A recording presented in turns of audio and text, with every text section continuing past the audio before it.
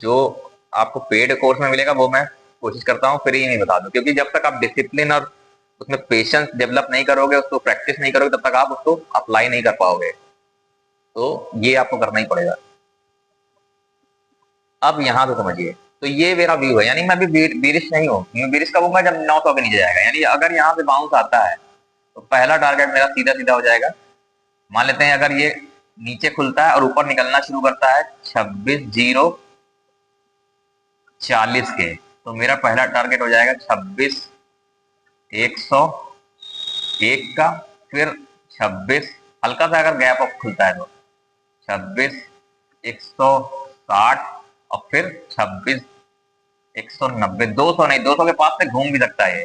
अगर 200 के ऊपर टिकने लगे भाई, यानी अगर उस दिन टाइम बचा, मान लीजिए अगर 2:30 बजे के बाद 200 के ऊपर टिक रहा है तो फिर शायद मुश्किल है, लेकिन ये 12:30, 1 बजे, 1:30 बजे तक अगर 200 के ऊपर टिकने लगे हैं, मैं मंडे की बात नहीं कर रहा, ट्यूजडे वेडनेसडे की बात कर रहा हूँ। ट्यूजडे को एक्सपायरी रहेगी, तो वेडनेसडे की 30 तारीख को बैंक, अब इस हफ्ते मंथली एक्सपायरी। एक चीज ध्यान रखना, वॉल्टिलिटी बहुत पीक पे रहेगी, क्योंकि बैंक निफ्टी दोनों की 30 तारीख की एक्सपायरी है। सेंसेक्स की एक्सपायरी खत्म हो चुकी है, ठीक है, मंथली एक्सपायरी जिसमें वॉल्यूम नहीं था। अब सेंसेक्स अगले 1 तारीख को आपको एक्सपायरी मिलेगी, यानी नए साल पे, यानी अब लास्ट मंथली एक्सपायरी आपको मिलेगी मंगलवार को, जिसमें निफ्टी बैंक निफ्टी दोनों ही में सेम वॉल्टिलिटी रहेगी। तो इस तरह से देख लो। और अगर कहीं ये 26,200 के ऊपर टिक गया,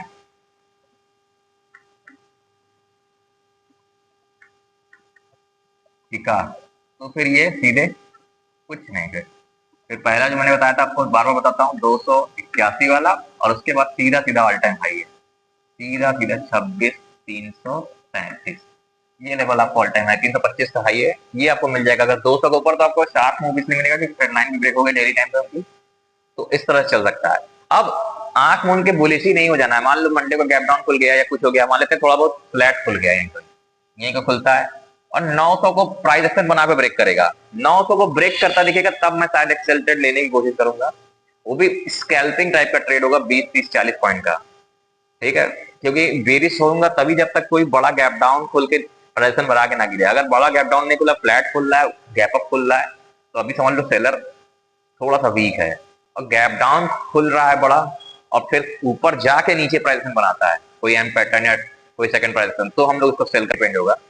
डेली एनालिसिस वीडियो में बनाने में थोड़ा सा अभी मुश्किल है, वरना मैं आपको डेली एनालिसिस दे देता, क्योंकि मैं डेली थोड़ा सा दिक्कत हो जाती है, तो इसलिए वीकली का पूरा और मंडे ट्यूसडे का मैं बता दे रहा हूँ। अगर 26,040 के ऊपर टिकता है तो फिर ये आपको 200 तक तो मिल ही जाएगा, और 200 के ऊपर टिकता है तो ऑल टाइम हाई।